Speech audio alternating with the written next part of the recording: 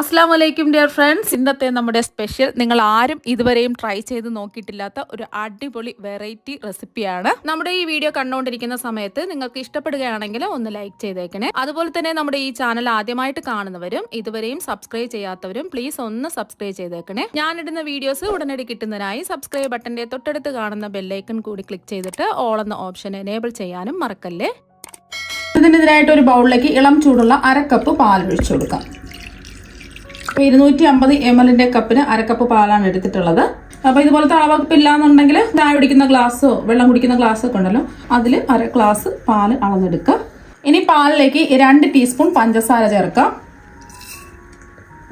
അപ്പോൾ ഇളം ചൂടുള്ള പാലുണ്ടെങ്കിൽ അതെടുക്കാം. പാലിന് വരെ നിങ്ങൾക്ക് ഇളം ചൂടുള്ള വെള്ളം എടുക്കാം. ഇത് രണ്ടും ഇല്ലാന്നുണ്ടെങ്കിൽ നമുക്ക് തൈര്, കട്ടിയുള്ള പുളിപ്പില്ലാത്ത തൈര് 1/2 കപ്പ് ചേർത്ത് കൊടുക്കാം.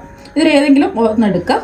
ഇനി ചേർത്ത് കൊടുക്കുന്നത് ഇൻസ്റ്റന്റ് ഈസ്റ്റ് ആണ്. 1 ടീസ്പൂണാണ് ചേർത്ത് കൊടുക്കുന്നത്. ഒന്ന് മിക്സ് ചെയ്യാം. അപ്പോൾ നന്നായിട്ടൊന്ന് മിക്സ് ചെയ്ത് കൊടുത്തു. ഇനി ഇത് കുറച്ച് സമയം ഒന്ന് മൂടി വയ്ക്കാം. ഇപ്പം നമ്മളിത് മൂടി റെസ്റ്റ് ചെയ്യാൻ വെച്ചിട്ട് ഒരു 10 മിനിറ്റ് ആയി. ഇപ്പം കണ്ടില്ല, ഈ ഈസ്റ്റ് എല്ലാം നല്ല ആക്റ്റീവായി വന്നിട്ടുണ്ട്. ഇനി ഇതിലേക്ക് കോഴിമുട്ട പൊട്ടിച്ചത് ഒഴിച്ചു കൊടുക്കാം. അപ്പം ഞാൻ 2 കോഴിമുട്ടയാണ് എടുത്തിട്ടുള്ളത്. ഇതിന്റെ ഒരു കോഴിമുട്ടയുടെ മഞ്ഞ നമുക്ക് മാറ്റിയിട്ട് ബാക്കി കോഴിമുട്ട ഇതിലേക്ക് ഒഴിച്ചു കൊടുക്കാം. കോഴിമുട്ട എടുക്കുന്ന സമയത്ത് റൂം ടെമ്പറേച്ചറിലുള്ള കോഴിമുട്ട വേണം എടുക്കാൻ. അപ്പോൾ ഒരു മുട്ടയുടെ മഞ്ഞ മാറ്റിയതിന് ശേഷം ബാക്കി മുട്ട ഇതിലേക്ക് അങ്ങ് ഒഴിച്ചു കൊടുക്കാം. ഒന്ന് മിക്സ് ചെയ്യാം. ഫ്രിഡ്ജിൽ നിന്ന് നേരിട്ട് തണുത്ത മുട്ട ഒഴിച്ചു കൊടുക്കരുത്. കുറച്ച് സമയം റൂം ടെമ്പറേച്ചറിലായിട്ട് ഒഴിച്ചു കൊടുക്കാം. മുട്ടയ്ക്ക് പകരം നിങ്ങൾക്ക് തൈര് വേണമെന്നുണ്ടെങ്കിലും എടുക്കാവുന്നതാണ്. 1/4 കപ്പ് നല്ല കട്ടിയുള്ള പുളിപ്പില്ലാത്ത തൈര് വേണം എടുക്കാൻ. അപ്പോൾ അതൊന്ന് മിക്സായി. ഇനി ഇതിലേക്ക് 1 ടേബിൾ സ്പൂൺ സൺഫ്ലവർ ഓയിൽ ഒഴിച്ചു കൊടുക്കാം. സൺഫ്ലവർ ഓയിലിന് പകരമായിട്ട് നിങ്ങൾക്ക് ബട്ടർ മെൽറ്റ് ചെയ്തത് വേണമെന്നുണ്ടെങ്കിൽ ഇത് ചേർത്ത് കൊടുക്കാവുന്നതാണ്. ബട്ടർ മെൽറ്റ് ചെയ്ത് അതിൻ്റെ ചൂട് മാറിയിട്ട് ചേർത്ത് കൊടുക്കാം. ഒന്ന് മിക്സ് ചെയ്തു. ഇനി ഇതിലേക്ക് ആവശ്യത്തിനുള്ള ഉപ്പ് ചേർക്കാം. അപ്പോൾ ഇതിലേക്ക് 1/4 ടീസ്പൂൺ ഉപ്പാണ് ചേർത്ത് കൊടുത്തത്. എന്നിട്ട് ഒന്ന് മിക്സ് ചെയ്യാം. ഒന്ന് മിക്സ് ചെയ്തെടുത്തു. നമുക്ക് ആവശ്യത്തിനുള്ള മാവ് ചേർത്ത് കൊടുക്കാം. ഞാനിപ്പോൾ 250 ml കപ്പിന് 2.5 കപ്പ് മൈദയാണ് ചേർത്ത് കൊടുക്കുന്നത്. കുറച്ചായിട്ട് ചേർത്ത് കൊടുക്കാം. ഒന്ന് മിക്സ് ചെയ്യാം. മൈദയ്ക്ക് പകരം നിങ്ങൾക്ക് ഗോതമ്പ് പൊടിയും എടുക്കാവുന്നതാണ്. കുറച്ചും കൂടെ പെർഫെക്റ്റ് ആയിട്ട് കിട്ടുന്നത് മൈദയിൽ ചെയ്തിട്ട് എടുക്കുമ്പോഴാണ്. അപ്പോൾ വീണ്ടും നമുക്ക് 1 കപ്പ് മൈദയും കൂടി ചേർത്ത് കൊടുക്കാം. മാവ് ഇതുപോലെ ഒരുമിച്ചിട്ട് കുഴക്കരുത്. ഇതുപോലെ കുറച്ച് മാവിട്ട് കുഴച്ചെടുക്കുക. വീണ്ടും 1/2 കപ്പ് മാവും കൂടി ഇട്ട് കൊടുക്കുക.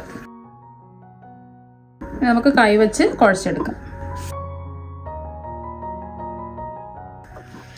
ചപ്പാത്തിക്കൊക്കെ കുഴയ്ക്കുന്നതിനേക്കാളും കുറച്ചും കൂടെ ഒന്ന് ലൂസായിട്ട് വേണം ഈ മാവ് റെഡിയാക്കി എടുക്കാൻ. അപ്പം നമ്മൾ ഒഴിച്ചു കൊടുത്ത പാലൊക്കെ കറക്റ്റ് അളവിലാണ് കിട്ടിയിട്ടുള്ളത്. നല്ലോണം സോഫ്റ്റാക്കി ഒന്ന് കുഴച്ചെടുക്കാം. അപ്പോൾ മാവ് നല്ല സോഫ്റ്റായിട്ട് കുഴച്ചെടുത്തിട്ടുണ്ട്. ഇനി മാവ് കുറച്ച് സമയം റെസ്റ്റ് ചെയ്യാൻ വെക്കണം. അതിന് വേണ്ടിയിട്ട് ഇതിൻ്റെ പുറം ഒന്ന് ഡ്രൈ ആവാതിരിക്കാൻ വേണ്ടിയിട്ട് കുറച്ച് എണ്ണ ഒന്ന് തടവി കൊടുക്കാം. നിങ്ങളിതിൽ ബട്ടറാണ് ചേർക്കുന്നതെങ്കിൽ ബട്ടർ തടവി കൊടുത്താൽ മതി. അപ്പോൾ എണ്ണ ഒന്ന് തടവിന് ശേഷം കുറച്ച് സമയം ഒന്ന് റെസ്റ്റ് ചെയ്യാൻ വേണ്ടിയിട്ട് മൂടി വയ്ക്കാം. ഇപ്പം നമ്മൾ മാവ് മൂടി വെച്ച് റെസ്റ്റ് ചെയ്യാൻ വെച്ചിട്ട് 1/2 മണിക്കൂറായി. ഇപ്പം കണ്ടില്ലേ, മാവ് കുറച്ച് ഒന്ന് വീർത്ത് വന്നിട്ടുണ്ട്. വീണ്ടും നമുക്കൊന്ന് കുഴച്ച് സോഫ്റ്റാക്കി എടുക്കണം. നമ്മൾ എത്രത്തോളം മാവ് കുഴച്ച് സോഫ്റ്റാക്കി എടുക്കുന്നതോ അത്രയും നല്ലതായിരിക്കും.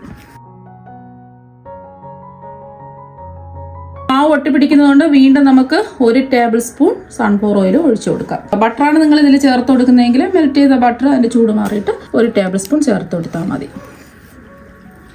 വീണ്ടും ഒന്ന് നന്നായിട്ടൊന്ന് കുഴച്ച് സോഫ്റ്റാക്കി എടുക്കാം. അപ്പോൾ വീണ്ടും നല്ല സോഫ്റ്റായിട്ട് മാവൊന്ന് കുഴച്ചെടുത്തിട്ടുണ്ട്. ഇതിൻ്റെ പുറമൊന്ന് ഡ്രൈ ആവാതിരിക്കാൻ വേണ്ടിയിട്ട് കുറച്ച് എണ്ണ തടവിന് ശേഷം നമുക്ക് കുറച്ച് സമയം ഒന്ന് മൂടി വയ്ക്കാം. ഈ മാവ് നല്ലോണം ഒന്ന് വീർത്ത് വരണം. ഒരു ക്ലിംഗ് റാപ്പ് വെച്ചിട്ടോ അല്ലെങ്കിൽ അടപ്പ് വെച്ചിട്ടോ മൂടി വെച്ചാൽ മതി. അപ്പോൾ കുറച്ച് സമയം ഇതിവിടെ ഇങ്ങനെ ഇരിക്കട്ടെ. ഇപ്പം നമ്മൾ മാവ് റെസ്റ്റ് ചെയ്യാൻ വെച്ചിട്ട് 1 മണിക്കൂറായി. ഇപ്പോൾ മാവ് ഡബിളായിട്ട് പൊങ്ങി കിട്ടിയിട്ടുണ്ട്. ഇനി ഇതിൻ്റെ മുകളിലുള്ള ക്ലിംഗ് റാപ്പ് എടുത്ത് മാറ്റാം. കണ്ടില്ലേ, മാവ് നല്ലോണം വീർത്ത് സോഫ്റ്റായി കിട്ടിയിട്ടുണ്ട്. ഇനി കുറച്ച് മൈദ ഇതിൻ്റെ മുകളിലായിട്ടൊന്ന് വിതറി കൊടുക്കാം. വീണ്ടും നമുക്ക് നല്ലോണം ഒന്ന് കുഴച്ചെടുക്കണം. നമ്മൾ ഒട്ടിപ്പിടിക്കുന്ന സമയത്തൊക്കെ ഇതുപോലെ മൈദ ഒന്ന് വിതറി കൊടുത്താൽ മതി. ഇനി ബൗളിൽ നിന്ന് മാറ്റി നമുക്ക് കൗണ്ടർ ടോപ്പിൽ വെച്ചിട്ട് ഒന്ന് സോഫ്റ്റാക്കി കുഴച്ചെടുക്കാം.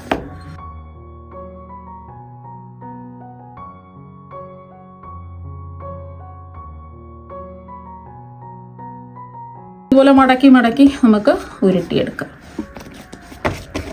അപ്പോൾ മാവ് ഒന്നുകൂടി ഇതാ കുഴച്ചുരുട്ടി സോഫ്റ്റ് ആക്കി എടുത്തിട്ടുണ്ട്.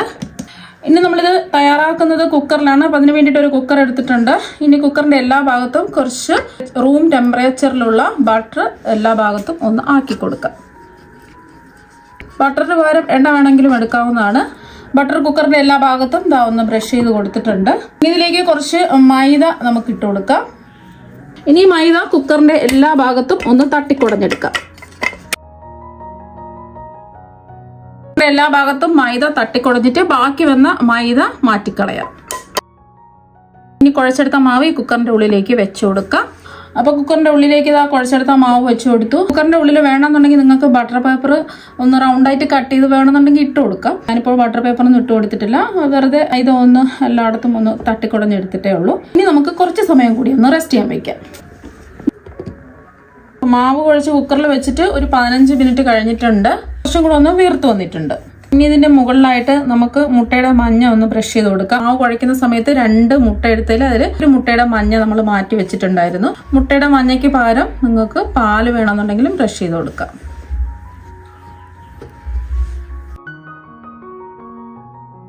മുട്ടയുടെ മഞ്ഞതാ ബ്രഷ് ചെയ്ത് കൊടുത്ത് കോരി അങ്ങ് ഒഴിക്കരുത്. ഇതുപോലെ ജസ്റ്റ് ഒന്ന് ബ്രഷ് ചെയ്ത് കൊടുത്താൽ മതി. ഇപ്പൊ ഞാൻ എന്താ ഒരു ഇരുമ്പിന്റെ ഒരു ദോശക്കല്ല് ചൂടാക്കാൻ വെച്ചിട്ടുണ്ട്. മീഡിയം ഫ്ലെയിമിൽ ഒരു 5 മിനിറ്റ് ചൂടാക്കി എടുത്തിട്ടുണ്ട്. നല്ലതുപോലെ ഒന്ന് ചൂടാക്കണം. നമ്മൾ വെള്ളം ഒഴിച്ചു കൊടുക്കുന്ന സമയത്ത് വെള്ളം അങ്ങ് പെട്ടെന്ന് ഡ്രൈ ആയി പോകണം. അത്രയും വരെ ചൂടാക്കാം. ഇതുപോലത്തെ ഇരുമ്പിന്റെ ദോശക്കല്ല് ഇല്ലാന്നുണ്ടെങ്കിൽ ഏതെങ്കിലും ഒരു പഴയ ഒരു തവ എടുത്താലും മതി. നല്ലതുപോലെ ഒന്ന് ചൂടാക്കണം. ഇനി നമ്മൾ മാവ് ബ്രഷ് ചെയ്ത മാവില്ലേ, കുക്കറിലിരിക്കുന്ന മാവ് ഈ ദോശക്കല്ലിന്റെ മുകളിലായിട്ട് വെച്ചു കൊടുക്കാം. ഇനി കുക്കർ അടച്ചു കൊടുക്കാം. കുക്കറിന്റെ വാഷറൊന്നും എടുത്ത് മാറ്റരുത്. അതുപോലെ തന്നെ വെയിറ്റ് എടുത്ത് മാറ്റിയിട്ട് വേണം കുക്കർ അടച്ചു വെക്കാൻ. ഇനി ഫ്ലെയിം നല്ലതുപോലെ ഒന്ന് കുറച്ച് വെക്കാം. ഫ്ലെയിം കുറച്ച് വെച്ചിട്ട് കുറച്ച് സമയം ഇങ്ങനെ തന്നെ ഇരിക്കട്ടെ. ഇപ്പൊ നമ്മളിത് ബേക്ക് ചെയ്യാൻ വെച്ചിട്ട് 25 മിനിറ്റ് കഴിഞ്ഞ് ഇനി നമുക്ക് തുറന്ന് നോക്കാം. ഇപ്പൊ നല്ലോണം പൊങ്ങി റെഡിയായി കിട്ടിയിട്ടുണ്ട്. ഒരു 25 മിനിറ്റ് എങ്കിലും ഇതുപോലെ ഒന്ന് ബേക്ക് ചെയ്തെടുക്കുക. ഇപ്പൊ ഇത് നല്ല ചൂടാണ്. ഈ ദോശക്കല്ലിൽ നിന്ന് നമുക്ക് പുറത്തെടുത്ത് കുക്കർ മാറ്റി വെക്കാം. ഇപ്പൊ ഈ ബ്രെഡിന്റെ ചൂടൊക്കെ നല്ലതുപോലെ ഒന്ന് മാറിയിട്ടുണ്ട്. ഇനി പെട്ടെന്ന് ഇളകി കിട്ടാൻ വേണ്ടിയിട്ട് സൈഡൊക്കെ ഒന്ന് മെല്ലെ ഒന്ന് പിടിച്ചു കൊടുക്കാം. ഇനി ഇത് മെല്ലെ ഒന്ന് തിരിച്ചിട്ട് കൊടുക്കാം.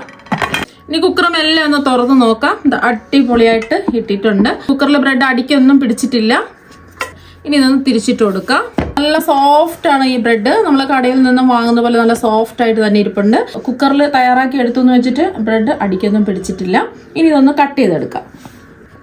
നല്ല പഞ്ഞി പോലെ സോഫ്റ്റ് ആയിട്ട് തന്നെ ഇരിപ്പുണ്ട്. ഇഷ്ടമുള്ള ഷേപ്പിലൊന്ന് കട്ട് ചെയ്യാം. ഇപ്പൊ കണ്ടില്ലേ, കത്തി തൊടുമ്പോൾ തന്നെ നിങ്ങൾക്ക് മനസ്സിലാക്കാൻ പറ്റും എത്രമാത്രം സോഫ്റ്റ് ആണെന്നുള്ളത്.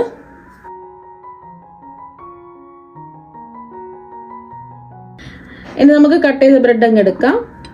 കടയിൽ നിന്നും ബ്രെഡൊക്കെ വാങ്ങാതെ ഈസി ആയിട്ട് നമുക്ക് വീട്ടിൽ തന്നെ കുക്കറിൽ വളരെ എളുപ്പത്തിൽ ബ്രെഡ് റെഡിയാക്കി എടുക്കാൻ പറ്റും. നല്ല സോഫ്റ്റ് ആയിട്ടാണ് ഇരിക്കുന്നത്. അപ്പൊ ഇത് വെറുതെ കഴിക്കാനും നല്ല ടേസ്റ്റ് ആണ്. അല്ലാന്നുണ്ടെങ്കിൽ ചിക്കൻ കറിയുടെ കൂടെയോ മട്ടൻ കറിയുടെ കൂടെയോ അല്ലാന്നുണ്ടെങ്കിൽ റൂം ടെമ്പറേച്ചറിലുള്ള ബട്ടർ എല്ലാ ഭാഗത്തും ബ്രെഡിന്റെ എല്ലാ ഭാഗത്തും ഒന്ന് തേച്ച് പിടിപ്പിച്ചിട്ട് കഴിക്കാവുന്നതാണ്. അപ്പൊ നിങ്ങൾ എല്ലാവരും ഈ കുക്കറിൽ തയ്യാറാക്കിയ ബ്രെഡ് ഒരു പ്രാവശ്യം ഒന്ന് ട്രൈ ചെയ്ത് നോക്കുക. തീർച്ചയായും നിങ്ങൾക്ക് എല്ലാവർക്കും ഒരുപാട് ഇഷ്ടമാകും. അപ്പൊ നമുക്ക് മറ്റൊരു വെറൈറ്റി വീഡിയോ ആയിട്ട് വീണ്ടും കാണാം. താങ്ക്